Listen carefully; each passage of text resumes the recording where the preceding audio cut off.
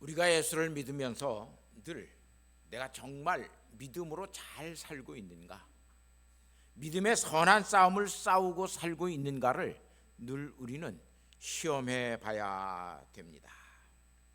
우리가 그래서 믿음 안에 있는가, 이것을 시험하지 않고 살아가면 사실상 믿음으로 살 수도 없고 믿음 있는 자로 살아가지도 못합니다. 이것을 시험하지 않고 살아가면 오늘 우리는 거짓된 신앙을 가진 자고 하나님 앞에서 버림을 받은 자로 살아갑니다. 거짓된 신앙생활을 하는 사람들, 오늘 교회 안에 굉장히 많습니다.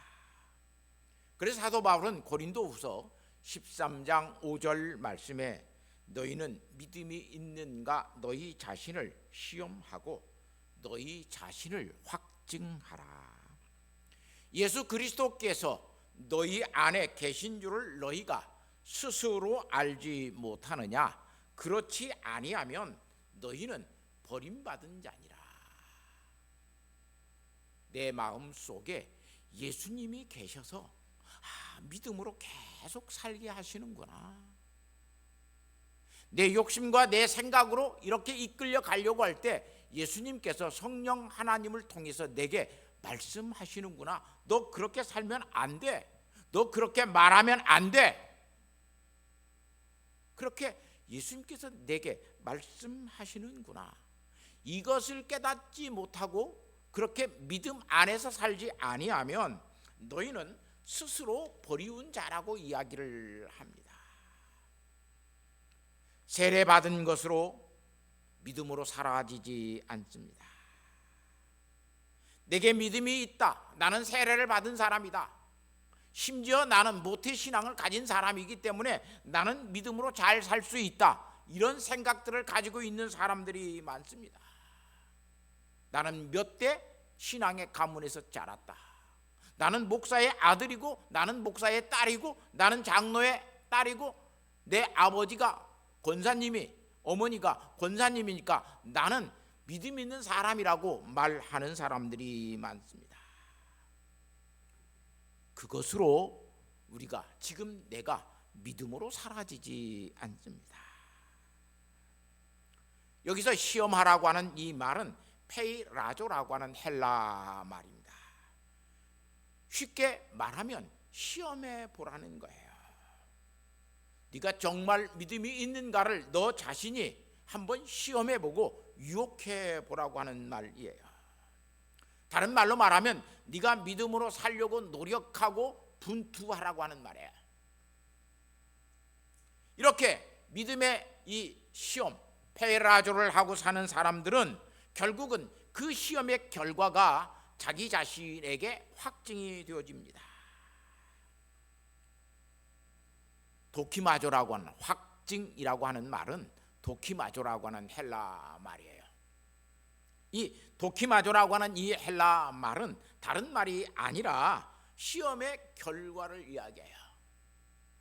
내가 이 시간 시험을 보기 위해서 열심히 공부하는 것은 페이라조라고 하는 시험의 과정이에요. 그 시험을 치르기 위해서 내가 계속해서 노력하고 분투하는 거예요. 국어 시험을 잘 보기 위해서 막 외우고 암기하는 거예요. 그러나 이 도키마조라고 하는 것은 그 시험의 결과예요. 그렇게 열심히 내가 노력했더니 이런 결과가 나왔다. 80점이 나왔다. 90점이 나왔다. 100점을 맞았다 라고 하는 것이 시험의 결과예요. 그것을 확증이라고 성경은 이야기해요. 내가 내 욕심대로 막 살려고 그랬는데 하나님께서 내게 말씀하셔서 내 욕심을 내가 쳐서 죽이는 경건의 훈련을 가지고 내가 오늘을 거룩하게 살았다. 그래서 내가 하나님 보실 때 내 자신에게 믿음이 있다라고 하는 것을 확증시켰다라고 하는 말이에요. 이렇게 믿음의 삶이라고 하는 것은 교회에 다니고 세례를 받고 헌금을 하고 그런 것으로 오늘 우리가 믿음의 삶을 살아지는 것이 아니라 내가 나 자신이 믿음으로 살고 있는가를 내 자신의 스스로의 노력을 통해서 확증하는 것을 가지고 내가 믿음이 있는 사람이다. 내가 이 시간 경건을 연습하면서 믿음으로 살고 있는 사람이다 라고 하는 것을 오늘 우리는 알 수 있고 내가 그렇게 스스로 내 자신에 대해서 확증할 수 있어요. 이런 삶의 과정 속에서 이러한 일들을 오늘 우리는 일상의 삶 속에서 살아가지 아니하면 오늘 우리는 믿음 없는 사람으로 살아갑니다. 믿음 없는 사람으로 산다라고 하는 거, 내가 믿음이 없구나. 내가 경건을 연습하지 못하고 내 욕심대로만 행하고 살고 있구나 라고 하는 것을 오늘 우리가 그렇게 가지지 아니하면 오늘 우리는 그런 시험의 모든 것들을 통해서 오늘 우리가 내 자신의 믿음을 확증하지 못하고 있기 때문에 버리운 자라고 이야기를 해요. 버리운 자, 아도키모스라고 하는 말인데 시험에 합격하지 못한 자를 이야기해요. 시험에 합격하려고 그러면 적어도 60점은 되어야 시험에 합격을 해요. 60점 밑에는 낙제라고 이야기를 해요. 영어, 수학 모든 과목을 다 60점 이상 맞아야 과락이 없는 거예요. 그런데 60점 밑에 과목이 생기면 그 과목은 낙제한 거예요. 다시 말하면 이 버리운 자라고 하는 말은 내 자신이 불량품이라고 하는 거죠. 내 믿음은 불량품이에요. 내 믿음은 불량품이기 때문에 내가 믿음으로 살 수가 없는 거예요. 전쟁에 나갔는데 총을 가지고 나갔는데 그 총이 불량품이에요. 그 총으로는 싸울 수가 없어요. 그 총을 쏘아봤자 총알이 나가지 아니에요. 내가 가지고 있는 믿음이 불량품의 믿음이라면 오늘 우리는 믿음으로 살 수가 없어요. 욕심내지 아니할 일에 욕심을 내요. 그건 믿음의 삶을 살아가지 못하는 거예요. 욕설하지 아니할 일에 내가 욕을 해요. 감정에 치우쳐서. 그러면 그건 믿음이 없는 거예요. 그럴 때 오늘 우리는 믿음 없는 사람이 되어지죠. 이렇게 불량품의 신앙, 불량품의 믿음을 가지고 사는 사람에게는 몇 가지 특징이 있습니다. 첫 번째는 그 사람은 절대로 회개하지 않습니다. 회개가 없어요. 자기의 욕심과 자기의 욕망대로 되어지지 아니하면 하나님 앞에서 자기의 죄를 회개해야 되는데 그러지 아니하고 오기와 고집만 세집니다. 오기와 고집만 가질 뿐만 아니라 그래서 결국은 그에게 하나님께서 내게 주신 그 은혜에 대한 감사와 기쁨이 사라져요. 오기스러운 사람들 얼마나 많은지 몰라요. 예수 믿는 사람들이 그래서 한번 틀어지면 오기가 너무 많아요. 두 번째는 하나님의 임재하심을 모르고 살아가요. 하나님의 임재하심을 알지 못해요. 거짓과 술수로 자기 자신의 정직함을 드러내려고 온갖 거짓말들을 다 행하고 살아요. 자신도 속일 뿐만 아니라 하나님도 속이고 이웃도 속이면서 살아가요. 오늘 시편 11편 7절 말씀에 다윗이 이렇게 고백해요. 여호와는 의로우사, 여호와는 의로우사, 의로운 일을 좋아하시나니 정직한 자, 마음이 반듯한 자, 양심이 곧은 자, 그 사람이 하나님의 얼굴, 그의 얼굴을 배우리이다 그래요. 마음이 정직한 자가 그래서 복이 있는 사람이에요. 우리의 마음속에 정직함이 있는 사람은 하나님의 얼굴을 보아요. 다시 말하면 하나님의 임재하심을 경험하고 살아요. 이 야사르라고 하는 말, 곧다라고 하는 말, 반듯하다고 하는 말, 얼마나 귀한 말인지 몰라요. 마음이 삐뚤어진 사람이 있어요. 마음이 삐뚤어지면 생각도 삐뚤어져요. 생각이 삐뚤어져 있으면 그 사람의 말과 행동 모든 것들은 삐딱해지고 삐뚤어져요. 우리의 눈이 얼마나 귀한가 할 수 있어요. 시력이 좋지 아니하면 먼 것을 보지 못해요. 제 눈 하나가 황반변성이 생겼는데 어느 날 책을 읽는데 책의 줄들이 전부 야 이거 이상하다. 높낮이가 다 달라서 읽을 수가 없어요. 그래서 이게 노안이 와서 이러는지 돋보기를 맞춰야 되는가. 그래서 안경점에 갔어요. 안경점에 갔더니 황반변성이래요. 그래서 네모난 것을 놓고 보는데 그 네모난 칸, 바둑판 같은 것이 전부 다 곡선으로 다 되어져 있는 거예요. 이쪽 눈으로 보면 괜찮은데 이쪽 눈으로 보면 딱 그렇게 보이는 거예요. 결국 수술했어요. 수술하니까 반듯하게 보여요. 우리가 하나님 앞에서 믿음을 가지고 있는 사람, 정직한 마음을 가지고 있는 사람은 그래서 하나님의 얼굴을 볼 수 있어요. 하나님의 얼굴을 본다라고 하는 말은 파님이라고 하는 말이에요. 하나님의 낯을 배울 수 있다. 사랑하는 성도 여러분, 그런데 세상 사람들 누구나 다 정직하게 살 수가 없어요. 정직할 수 없기 때문에 성경은 의인은 없나니 하나도 없다라고 이야기해요. 하나님의 면전에서 정직하게 행하는 사람이 없어요. 하나님의 면전에서 하나님의 얼굴 그 낯에서 정직하게 행할 수 있는 사람은 경건하게 사는 사람이에요. 그래서 예수님께서도 마태복음 5장 8절 말씀에 마음이 청결한 자는, 다른 말로 말을 하면 마음이 정직한 자는 복이 있나니 하나님을 볼 것이며 그랬어요.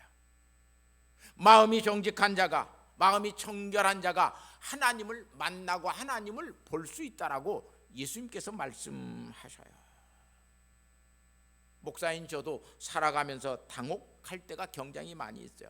내가 이 문제에 대해서 정직하게 말을 해야 되는가, 아니면 둘러대서 말을 해야 되는가.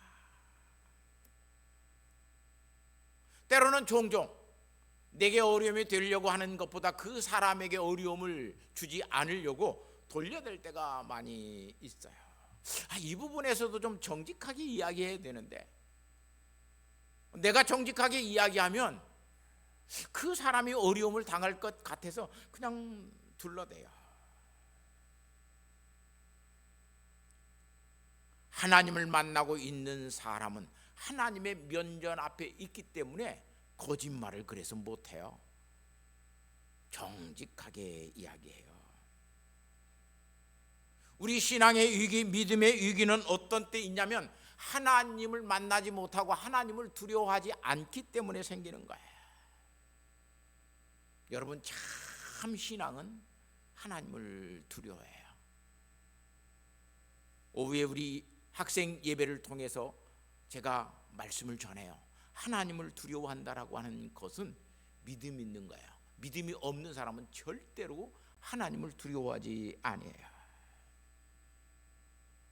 교회에 다니는 많은 사람들 하나님을 두려워하지 않고 신앙생활을 해요. 목사님들 속에서도 그런 사람 많이 만나요. 장로님들 속에서도 그런 사람 많이 만나요. 여기 하나님의 얼굴을 볼 것이다, 보는 자라고 하는 말은 히브리 말로 하자라고 하는 말이에요. 눈으로 보인다는 것이 아니라 하나님을 자각하고 깨닫는다는 거예요. 하나님의 임재는 우리의 눈에 보이지 않습니다.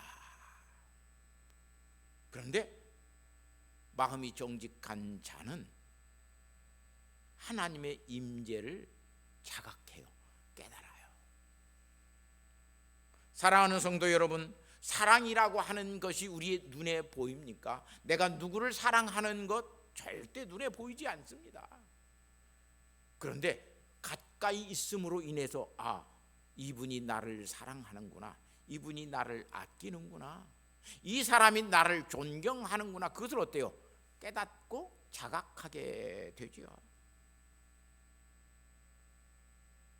아무리 하나님 눈을 비비고 내 마음이 정직한데, 아무리 눈을 비비고 하나님 임재를 보려고 그래도 하나님은 보이지 않습니다. 목사님, 이 눈으로는 보이지 않아요. 이 하자라고 하는 말, 하나님을 본다라고 하는 말은 하나님을 자각하게 된다는 거예요. 내 마음이 정직하면 하나님을 자각하게 돼요. 하나님을 깨닫게 돼요. 그래서 하나님께서 거짓말하는 것을 싫어하는 것을 알게 되기 때문에 거짓말을 하지 못하고 정직하게 살아가요. 많은 사람들이 하나님에 대해서 사랑만 이야기합니다. 하나님은 사랑이 많으신 분이시다. 오늘 7장 11절 말씀에 보면 하나님은 의로우신 재판장이시며 매일 분노하시는 하나님이시다.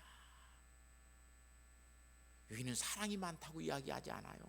매일매일 하나님은 분노하시는 하나님. 시편 7장 12절 말씀에 보면 사람이 회개하지 아니하면 그가 칼을 가시며 그의 활은 이미 당기어 예비하셨도다라고 이야기해요. 하나님은 매일매일 정직하지 않게 사는 사람들을 향하여 매일매일 분노하고 계십니다. 내 마음이 바르지 못하고 내 마음이 곧지 못한 것에 대해서 하나님은 매일매일 우리에게 분노하고 계십니다. 시편 5장 5절과 6절 말씀을 보면 다윗은 또 그렇게 이야기합니다. 오만한 자들이 누구냐면 교만한 자들이에요. 그래서 하나님의 임재를 자각하거나 하나님의 임재를 깨닫지 못하고 사는 사람을 성경은 오만한 자라 그래요. 돈 5만 원만 가지고 왔다 갔다 하는 사람을 오만한 자라고 이야기하지 않고 하나님의 임재를 깨닫지 못하는 사람, 그 사람이 오만한 자예요. 주의 목전에 서지 못하리이다. 주는 모든 행악자를 미워하시며 거짓말하는 자들을 멸망시키시리로다. 마음이 정직하지 못하면, 하나님의 임재를 경험하지 못하면 사람은 둘러대려고 그럽니다. 거짓말을 많이 하고 살아갑니다. 그런데 하나님의 임재를 경험하고 하나님의 임재하심을 깨닫고 자각하고 사는 사람은 하나님이 내 마음을 보고 계시네, 내 마음을 알고 계시네.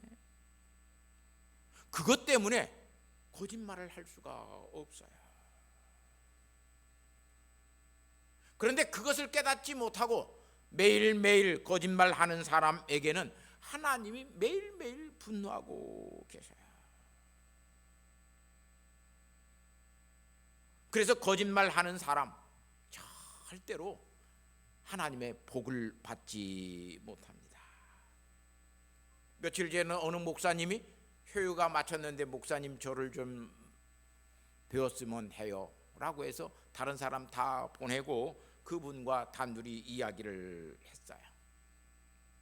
목사님, 아무개 목사님이 목사님의 이름을 너무 팔고 다녀요.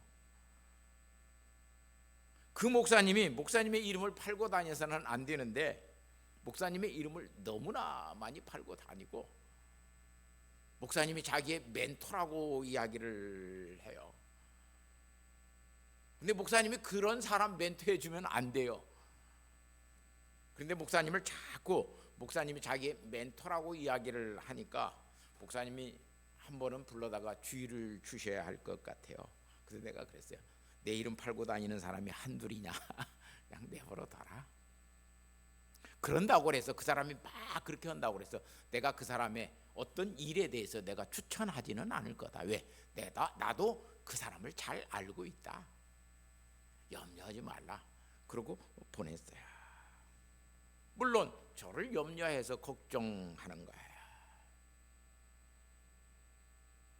사람들은요, 자기가 친하지 않으면서도 자기의 어떤 이익과 목적을 위해서 그 사람들과 친하다고 이야기하는 사람들이 굉장히 많아요. 그건 사기꾼들이 그렇게 하지요. 사기꾼은 정말 정직함이 없어요. 사랑하는 성도 여러분, 정직하지 못하는 사람, 늘 다른 사람들을 속이고 사기치려고 하는 사람들에 대해서 사람들도 분노하지만 하나님도 분노하고 계시는 거예요. 하나님이 분노하신다라고 하는 것은 복음의 핵심이에요. 하나님께서 사랑하심만 있으면 오늘 우리는 하나님 믿을 필요 없어요. 그런데 하나님이 우리를 향해서 분노하고 계셔요. 하나님의 분노하심을 아는 사람만이 하나님을 인격적으로 아는 사람이에요. 다윗이 얼마만큼 하나님을 가장 잘 알고 있었던 사람입니까? 다윗처럼 하나님과의 깊은 교제를 가지고 하나님과 함께 했던 사람, 그런 신앙의 유희는 그렇게 많지 않습니다. 그래서 다윗을 향해서 하나님은 내 마음에 맞는 사람, 내 마음에 합한 사람이라 그랬어요. 사울이 하나님 보시기에 정직하게 행하지 않습니다. 잘못했다고 고백해야 되는데 자기의 잘못을 하나님 앞에 고백하지 않고 이 모든 것 다 하나님께 드리려고 한 것입니다 라고 부정직하게 이야기합니다. 정직하지 못하다고 하는 것은 하나님께서 버리셨다라고 하는 이야기입니다. 내 믿음이 정직하지 못해요. 그건 하나님께서 버리신 거예요. 그래서 하나님은 사무엘 선지자를 부르셔서 내 마음에 맞는 사람, 내 마음에 합한 사람이 있다. 이새의 아들 중에 그 아들이 있는데 그 아들 중에 그런 사람 한 사람이 있다. 그 사람을 찾아가서 그에게 왕으로 다시 기름을 부으라고 이야기합니다. 사무엘상 13장 14절 말씀에 보면 여호와께서 왕에게 명령하신 바를 왕이 지키지 아니하였으므로 여호와께서 그의 마음에 맞는 사람을 구하여 여호와께서 그를 백성의 지도자로 삼으셨느니라. 하나님 앞에 정직하지 못한 다윗, 당신은 하나님께서 버리셨습니다. 그리고 이제 하나님의 마음에 맞는 사람, 하나님 보시기에 정직한 사람을 하나님께서 택하셔서 백성의 지도자로 왕으로 삼으셨습니다. 사마 16장 12절 말씀에 보니까 그를 데려오매, 다윗을 데려왔다는 이야기예요. 다윗을 데려오매 여호와께서 이르시되 이가 크니, 그 말이에요. 이가 크니, 그 말은 무슨 말이에요? 내 마음에 맞는 사람, 내 마음에 합한 사람이 이 다윗이니 일어나 기름을 부으라. 그래서 사무엘 선지자가 다윗에게 기름을 부어서 이스라엘의 왕이 되게 하는 놀라운 은혜를 주셨어요. 다윗이 하나님 앞에 그렇게 기름 부음을 받은 것은 물맷돌을 잘 던져서가 아니에요. 시편, 시를, 히브리 시를 잘 지어서도 아니에요. 키가 크고 훤칠해서 잘생겨서가 아니에요. 머리가 잘나서가 아니에요. 뭐 때문에 그러냐면 하나님 앞에 정직하게 사는 사람이기 때문에 그래요.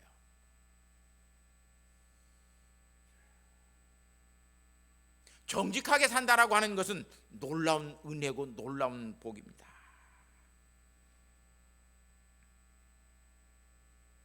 그래서 다윗은 하나님께 매일 분노하신다라고 이야기하며 그 목전에는 오만한 자들이 서지 못한다고 다윗이 시편을 통해서 고백했던 것을 볼 수 있습니다. 사랑하는 성도 여러분, 하나님의 사랑은 그래서 질투의 사랑이에요. 하나님이 우리를 사랑하시는 것은 정직하지 못한 것들에 대해서는 하나님이 반드시 보복하시는 징계의 하나님이셔요. 시편 11절 1절 말 시편 11편 1절 말씀에 보면 다윗은 하나님께 피하였다라고 이야기합니다. 나는 하나님께 피하였습니다. 그런데 다른 사람들 너희가 하나님께 피하지 말고 너희의 산으로 새같이 도망하여 숨으라고 이야기한다라고 이야기합니다. 하나님을 의지하고 하나님 앞에 나는 숨어 있는 사람인데 하나님 앞에 숨고 하나님을 의지해봤자 인생에 아무런 도움이 되지 못한다. 세상이라고 하는 숨을 수 있는 산이라고 하는 그곳에 가서 네가 숨어야 네가 보호를 받는다. 그렇게 사람들이 이야기를 한다라고 말을 하고 있습니다. 다시 말하면 하나님 의지하지 말고 세상에 숨어 살라는 거예요. 세상을 의지하고 살라는 거예요. 다윗은 그런 세상의 방법, 세상의 도움은 도움이 되지 못한다고 지금 오늘 우리에게 고백하고 있어요. 다윗은 일찍이 시편 124편 8절 말씀에 그렇게 이야기해요. 나의 도움은 천지를 지으신 여호와께로 온다. 나의 도움, 하나님께서 나를 돕는 것은 천지를 지은 하나님께서 나를 돕는 것이지 세상이 나를 돕는 것 아니다. 세상 속에 숨어 있기 때문에 내가 보호받고 세상 속에 숨어 있기 때문에 내가 성공하고 출세하는 사람이 아니라 하나님이 나를 도우셨기 때문에 내가 성공했고 내가 출세했고 내가 안전했다라고 고백합니다. 다윗만 그렇게 말하는 것이 아니라 모세도 이렇게 이야기합니다. 시편 94편 17절 말씀에 여호와께서 내게 도움이 되지 아니하셨더라면 내 영혼이 벌써 침묵 속에 잠겼으리라. 하나님께서 나에게 도움을 주시지 아니하였더라면 나는 이미 죽어서 침묵 속에 있을 것이다. 여러분, 우리가 이렇게 살고 있는 것은 우리가 세상 속에 잘 숨어 있기 때문에 그러는 겁니까? 아니면 여러분이 정말로 하나님을 의지하면서 살고 있기 때문에 그렇습니까? 다윗은 다시 오늘 시편에 보면 다시 반문하고 있습니다. 너희들이 산으로 도망하라는 것은 악인이 활을 당기고 화살을 시위에 쟁기어 마음이 바른 자를 어두운 곳에서 쏘려고 하는 것이다. 마음이 바른 자를 어두운 곳에서 쏘려고 세상으로 숨으라고 그런다. 산으로 숨으라고 그런다. 그러면서 터가 무너지면 의인이 무엇을 하랴. 터가 무너져 버렸어요. 내가 숨어있는 그 산이 무너져 내려버렸어요. 그러면 의인이 무엇을 할 수 있으냐? 무너지는 터 속에서, 무너지는 건물 속에서 같이 매몰되어 죽는 것밖에 할 수 없지 않아요?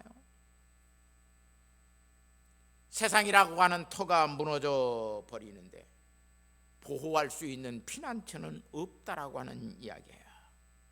그래서 4절 말씀에 보니까 여호와가 계신 곳, 하나님이 계신 곳 성전에 자기 자신은 피하고 있다.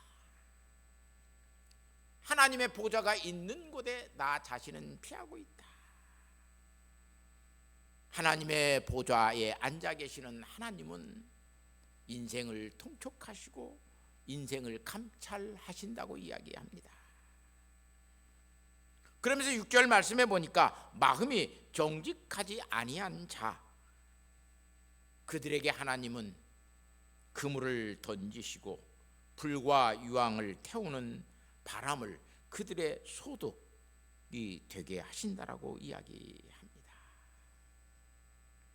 사랑하는 성도 여러분, 5절 말씀에 여호와는 의인을 감찰하시고 악인과 폭력을 좋아하는 자를, 악인과 폭력을 좋아하는 자,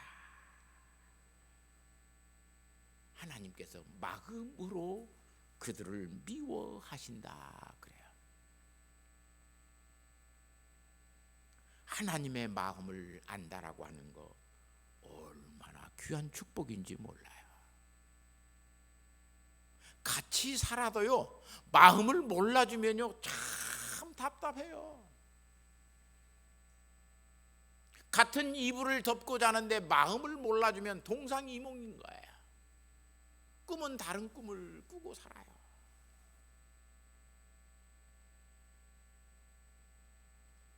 여러분, 어떤 사람이 내 마음을 알아주는 것처럼 고마운 거 없잖아요. 그 사람에게 인격적인 사랑이 가고 인격적인 관심이 가고 인격적인 배려가 가는 것 아닙니까? 마음을 몰라주게 되었을 때 인격이라고 하는 것은 사실상 서로가 모르는 거예요. 그런데 다윗은 마음이 미워하신다. 하나님이 폭력을 행하시고 그렇게 악하게 사는 사람들이 하나님께서 마음으로 그들을 미워하고 계시는 것을 다윗은 알아요. 다시 말하면 정직하게 살지 못하는 자들을 하나님이 미워하신다는 거예요. 그들에게 하나님은 보복하시고 그들에게 하나님은 질투하시고 보복하셔요. 여러분, 지금까지 여러분 인생을 살아왔는데 여러분의 노력만큼 그런 것들이 채워집니까? 그래서 그것을 알고 있는 사람들은 아무리 노력해도 마지막 1%는 하나님의 하늘이 채우신다 그래요. 에스딘 같은 천재도 99%는 인간의 노력이지만 인간이 정말 99%까지 할 수 있어요. 100% 하는 것은 하나님의 은혜라고 이야기해요.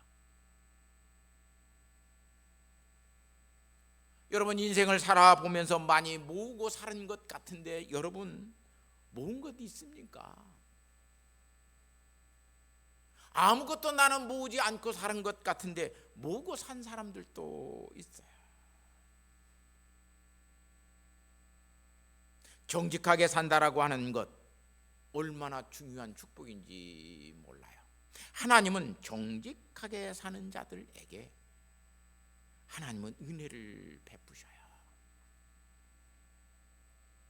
다 하나님께서 내게 주신 것 아닙니까? 오늘이라고 하는 시간도 하나님께서 우리에게 주신 거예요.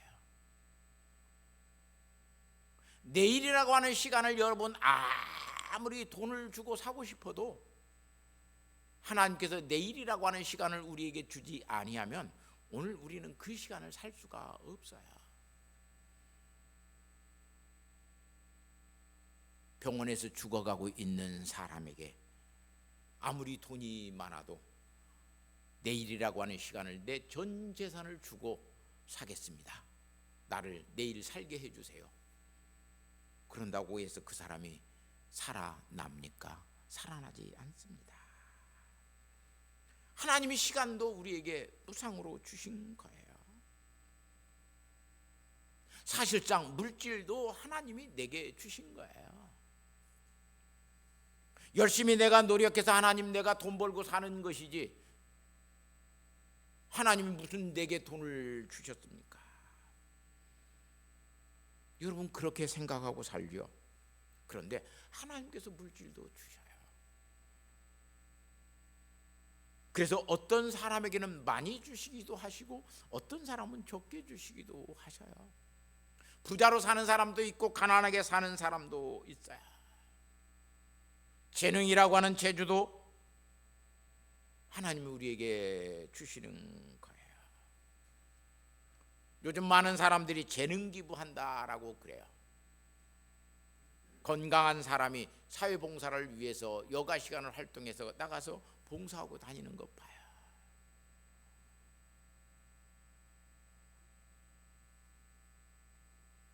그 일에 하나님께서 정직하게 행하는 자에게 하나님은 복을 주셔요.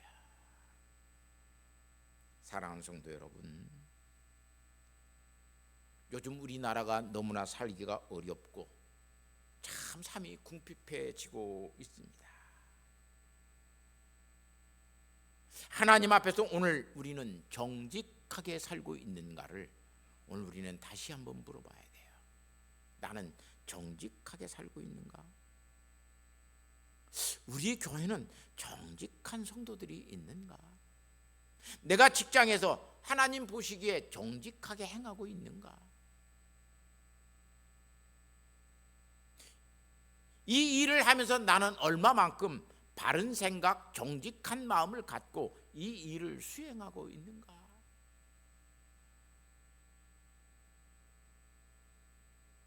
하나님 앞에 그렇게 정직하게 생하지 못하고 사는 사람은 하나님께서 매일 분노하고 계시고 그들을 향해서 하나님은 보복하신다고 이야기해요.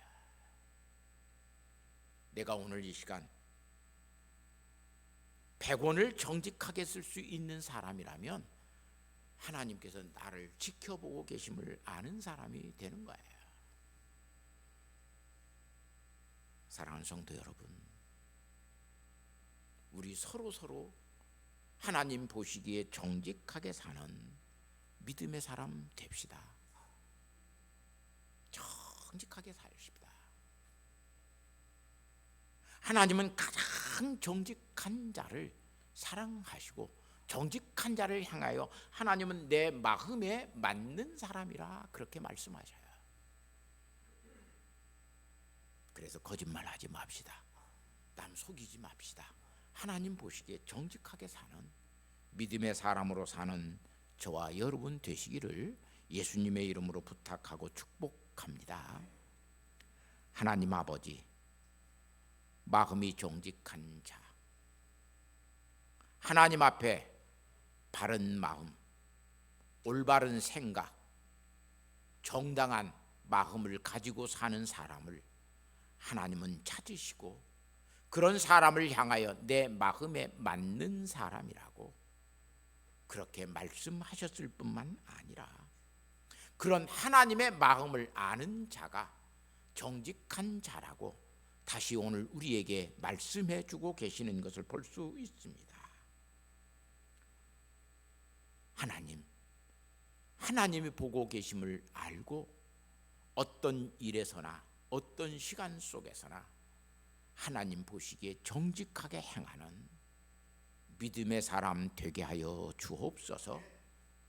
말도 정직하게 행하고 생각도 정직하게 갖고 아버지는 우리의 행동도 하나님 보시기에 정직하게 행하는 경건의 사람, 그 믿음의 삶을 살아가는 효성의 성도들 다 되게 하옵소서. 예수님의 거룩하신 이름으로 기도하옵나이다. 아멘.